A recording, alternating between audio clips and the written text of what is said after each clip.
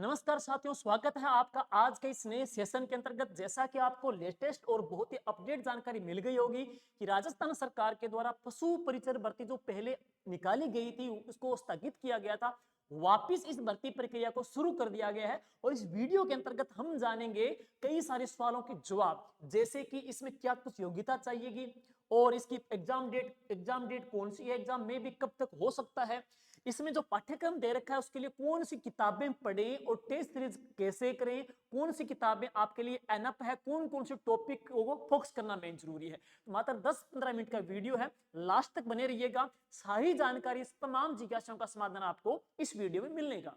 चलिए शुरुआत करते हैं। देखिए दोस्तों, ये पशु परिचर की जो भर्ती है ना, इस भर्ती के अंतर्गत हम बात करेंगे, कुल जो पोस्ट की बात करेंगे, कितने पद है इसमें, 5,934 पद है। 5,934 बहुत ज्यादा पद है दोस्तों इसके अंतर्गत। और इसकी जो योग्यता है, देखिए दोस्तों, इसमें सिर्फ 10th पास है, बाकी कोई डिप्लोमा की जरूरत इसके अंतर्गत नहीं है, सिर्फ इसमें 10th पास योग्यता रखी गई है। और परीक्षा की जो तिथि है मई भी जून के अंतर्गत है, तो जून 2024 के अंतर्गत राजस्थान अधीनस्थ सेवा चयन बोर्ड है, इसका एग्जाम है वो कंडक्ट करवा देगा जून 2024 के अंतर्गत।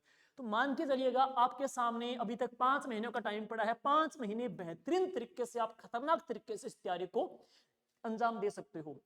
अंक की बात करेंगे तो इसमें 150 प्रश्न होंगे और 150 अंकों के ही रहेंगे। अब हम बात करते हैं, इसे पाठ्यक्रम दे रखा है पार्ट ए पार्ट बी, उसमें क्या कुछ हमको पढ़ना है। सबसे पहले दोस्तों, इसका जो भाग ए है ना, भाग ए है वो रहेगा 105 अंकों का, 105 क्वेश्चन रहेंगे। और पार्ट बी आएगा, भाग बी है, उसमें आएंगे 45 आएंगे हैं। तो चलिए भाग ए की हम बात करें। अब आप देखिएगा, भाग ए कितने 105 प्रश्न आएंगे, 105 अंक होंगे है, 3 घंटे का टाइम रहेगा। पार्ट बी 45 क्वेश्चन आएंगे, 45 अंक होंगे, और टोटल इसमें रहेंगे 150 क्वेश्चन रहेंगे, 150 अंकों के रहेंगे है। नेगेटिव मार्किंग रहेगी वो कितनी है, 1/4 की नेगेटिव मार्किंग रहेगी है। और प्रत्येक पार्ट में आपको 40% तो लाना जरूरी है पासिंग मार्क के लिए। 40% आपको पार्ट ए पार्ट बी में लाना ही पड़ेगा। अब देखिए, सबसे पहले मेन जो हम बात करते हैं, बच्चों की जो जिज्ञासाएं हैं वो पार्ट ए पार्ट बी दोनों के अंतर्गत है। देखिए भाई, भाग जो ए है ना, ये सबसे अहम है क्योंकि 105 इसके अंतर्गत आ रहे हैं। और अब बात करेंगे राजस्थान का जो जीके है, उसमें सामान्य जो ज्ञान है, राजस्थान का सामान्य ज्ञान है, जिसमें हम देखेंगे राजस्थान के सामान्य ज्ञान के अंतर्गत है भूगोल भी है, इतिहास भी है, कला भी है। तो राजस्थान जीके के लिए क्या पढ़ें, तो राजस्थान जीके के लिए सबसे पहले, राजस्थान जीके के लिए आप देखेंगे तो अधीनस्थ सेवा चयन बोर्ड के माननीय अध्यक्ष श्री आलोक राज जी ने 2-4 दिन पहले स्टेटमेंट दे दिया था कि अब आगामी एग्जाम के अंतर्गत न्यूली ही पढ़ा जाएगा, नया पढ़ा जाएगा, नया प्रश्न दे जाएंगे आपको, क्योंकि उन नए जिलों की अधिसूचना जारी हो चुकी है। फिर भी आपके सामने जिज्ञासाएं है ना, तो हम देखेंगे अभी 21 जून को आईए का एग्जाम है, फिर 4 फरवरी को एग्रीकल्चर सुपरवाइजर का एग्जाम है, और फिर जूनियर अकाउंटेंट का भी एग्जाम है। इन एग्जाम में क्वेश्चन की परिपाटी फॉर्मेटिंग क्या रहेगी, नया है या पुराना, इन तमाम बातों का वहां पे जवाब मिल जाएगा है। तो हम मान के चलेंगे राजस्थान जी के भाई आप न्यू के आधार पे ही पढ़ना है, बेसिकली ये है। और बाकी इसके जो अतिरिक्त आप लोगों ने जो पढ़ लिया वो ठीक है। प्रीवियस जो एग्जाम अधीनस्थ बोर्ड 80% से 85% जो क्वेश्चन देती है राजस्थान जीके के, वो प्रीवियस ही देती है। तो हम क्या करेंगे, आप दिशा 2020 की जो गाइड है, दिशा 2020 की गाइड है, इसका लेटेस्ट जो संस्करण आया है, नवीनतम संस्करण आया है, उस संस्करण में जो राजस्थान जीके के टॉपिक है वो अच्छी तरीके से क्वेश्चन निकाल दीजिएगा, ये कर दीजिए। बाकी आपके पास कोई भी किताब हो, कोई भी गाइड हो, उस किताब को आप पीछे से पढ़ते आ रहे हो लगातार, वो पढ़ते रहेंगे। हम न्यू जिलों की हमने पीडीएफ डाल दी है, नए जिले, नए संभाग, भौतिक प्रदेश की जीके विद राकेट जांगी टेलीग्राम में आपको वो फ्री ऑफ कॉस्ट मिल जाएगी है। तो वहां पे आपके जो नेक सस्पेंस है ना, वो आपके सारे दूर हो जाएंगे है, ठीक है। और दिशा 2020 में से राजस्थान जीके के प्रीवियस क्वेश्चन जरूर देख लीजिए, क्योंकि अधीनस्थ बोर्ड आपके पीछे के क्वेश्चन मोस्टली रिवीज करेगा, ठीक है।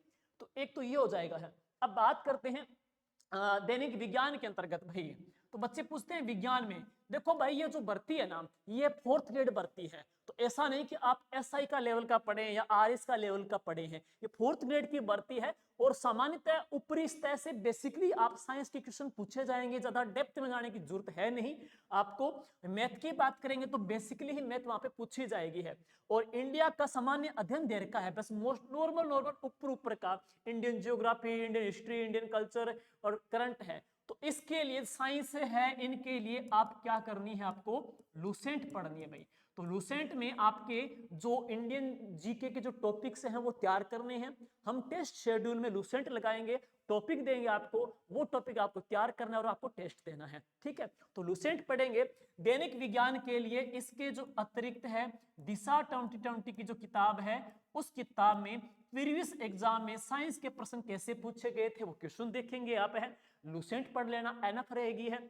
और इंडिया के लिए आप लूसेंट पढ़ लेना एनफ रहेगी है। और अब बात करते हैं करंट के लिए। तो देखिए भाई, आपका जो एग्जाम है ना, ये होगा जून के अंतर्गत है। तो आपको क्या करना है, आपको क्रोनोलॉजी पढ़नी है। हम टेस्ट सीरीज में आपके क्रोनो ऐड कर देंगे। कहां से शुरू करें क्वेश्चन रहता है, तो इसकी शुरुआत करनी है आपको विधानसभा चुनाव से लेकर के है। विधानसभा चुनाव से लेकर यूं कहें नवंबर 23 से लेकर के और आपके जून तक हम हैं 24 तक है आपकी कोरोना, हम आपके शेड्यूल में लगा देंगे है। तो कोरोना में से आपके टॉपिक दिए जाएंगे, कोरोना में से आप तैयार कर लेना। इंडिया का भी है और राजस्थान का प्रादेशिक भी है, इंपॉर्टेंट रहेगा। ज्यादा सामाजिक अध्ययन में गहराई में जाने की जरूरत नहीं है, लूसेंट में से बेसिक बेसिक ऊपरली पढ़ लेना है। राजस्थान जीके के अंतर्गत थोड़ा न्यू के ऊपर डाउट है तो वो मैंने 3 एग्जाम बताए थे, वहां से डाउट क्लियर हो जाएगा है। बस ये पार्ट है। और आराम से दोस्तों, ज्यादा डीप जाने की जरूरत नहीं है, आराम से 105 में से आप है 90 प्लस लेके आओगे अगर ये आपका शेड्यूल रहेगा तो है। अब हम बात करेंगे अपनी जो बुक आ रही है दूसरे पार्ट बी के लिए, बहुत ही इंपॉर्टेंट है। राकेश जी थोरी के सानिध्य में, उनके नेतृत्व में पूरी की पूरी किताब को तैयार किया गया था और उस किताब का आधार उन्होंने प्रीवियस जो एग्जाम हुए थे अधीनस्थ बोर्ड के, पशुधन सहायक का है, सुपरवाइजर का है और नेट जेट के वगैरह के एग्जाम है, उनको एक क्वेश्चन लेते हुए बेहतरीन एनसीईआरटी बेस फैक्ट को लेकर के बुक तैयार की है। तो वो आपको आगे आपके पार्ट बी में सारी जानकारी आपको उपलब्ध करवाएंगे और उसके बाद में वो आपको टेस्ट सीरीज का शेड्यूल और बुक्स के बारे में भी जानकारी देंगे। आइए सर।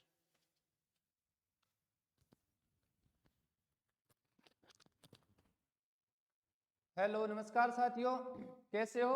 अपनी वैसे पार्ट बी की बुक तो पहले ही तैयार हो चुकी थी, लेकिन आपकी जो भर्ती है वो थोड़ा आगे हो गई थी। फॉर्म एक बार चुनाव करके बंद हो गए थे तो अपने रोक ली थी एक बार की सिलेबस वगैरह में कुछ चेंज ना हो, इसके लिए अब अपनी बुक है वो बहुत ही अच्छी तरीके से तैयार की गई है। जैसे पार्ट 1 में आपको सर ने बता दिया कि किस पार्ट में अपने कौन सी पुस्तक है वो पढ़नी है या फिर क्या क्या मैटर अपने कहाँ से देखना है। देखो, एक बात तो है कि पार्ट जो फर्स्ट है ना, उसके लिए आप सभी एक जैसे हो, जीके सभी का होगा, मैथ सभी करेंगे, लेकिन अगर आपको लीड दिला सकता है तो वो पार्ट बी है, जो सभी एग्जाम में बैठने वाले बंदे के लिए, जो इतने भी बैठेंगे उनके लिए पार्ट बी है वो नया होगा। उसके अंदर अपने बात करते हैं कि पार्ट बी में क्या क्या सिलेबस है। तो उसमें सबसे पहले अपने बात करते हैं कि पशुपालन से संबंधित निम्न बिंदुओं का सामान्य ज्ञान, जिसमें अपने पशुपालन का जैसे इतिहास की बात करें कि पशुपालन सबसे पहले कब अपने पशुओं को पालने लगे थे, या उनके जो सामान्य जो जूलॉजिकल नाम होते हैं, इनके गुणसूत्र संख्या या फिर उनके कुल। उसके बाद अपने बात करेंगे जिसमें प्रदेश में पशुओं की देसी नस्लें, जैसे अपने बात करें कि गाय की वैसे तो बहुत सारी नस्लें हैं, अपने को क्या करना है कि देसी नस्लें ही पढ़नी है जो राजस्थान के अंदर पाई जाती है। उन सभी देसी नस्लों के गाय हो, भैंस हो या फिर भेड़ है या बकरी है या फिर 3 नस्लें ऊंट की है या मुर्गी की। उसके बाद सबसे इंपॉर्टेंट टॉपिक आता है कृत्रिम गर्भाधान। ये भी टॉपिक आपको बहुत ही अच्छी तरीके से चित्रों के माध्यम से आपको किताब के अंदर समझाया गया है। या फिर अपने बात करें बधियाकरण या फिर संकर प्रजनन। संकर प्रजनन में क्या है कि जो 2 नस्लों को मिलाकर अपने जो तीसरी नस्ल डेयरी फार्म पर तैयार की जाती है, उस नस्लों को संकर नस्लें कहते हैं। उनका भी आपको अच्छी तरीके से टेबल बना के बुक के अंदर बहुत ही अच्छी तरीके से मैटर दिया गया है। फिर अपने बात करें कि दूध श्रवण काल या स्वच्छ दूध उत्पादन अपने कैसे कर सकते हैं, मुर्गी पालन की बात करते हैं, या फिर जैविक अपशिष्ट और बाह्य जैविक अपशिष्ट का निस्तारण, जैसे गायों से जो मूत्र विसर्जन है या फिर जो गोबर है उसका अपने निस्तारण या कैसे कर सकते हैं, उसका अवशिष्ट का उपयोग कैसे कर सकते हैं, या फिर अपने संतुलित पशु आहार की बात करें तो जिसमें क्या होता है कि एक स्वस्थ गाय है जिनको स्वस्थ है तो उसको अपने कितना दाना देना है, कितना चारा देना है, या कितने लीटर दूध उत्पादन पर कितना दाना देना है। उसके बाद चारा और चारागाह विकास, ये टॉपिक भी आपको बुक में अच्छी तरीके से अलग से बताया गया है कि जो फेमस चारागाह है या जो फेमस डेयरियां हैं वो उसके अंदर आ जाएगी, या फिर अपने चारागाह के लिए कितनी जमीन चाहिए, या फिर अपने डेयरी फार्म शुरू कर रहे हैं तो उसके लिए कौन सी योजना है, ये सब चीजें आपको उसके अंदर बताएगी। ये स्वस्थ और बीमार पशुओं की पहचान करना, ये आपको पशुपालन के पहले ही टॉपिक में जो अपने शब्दावली नाम रखा है उसके अंदर बताया गया है।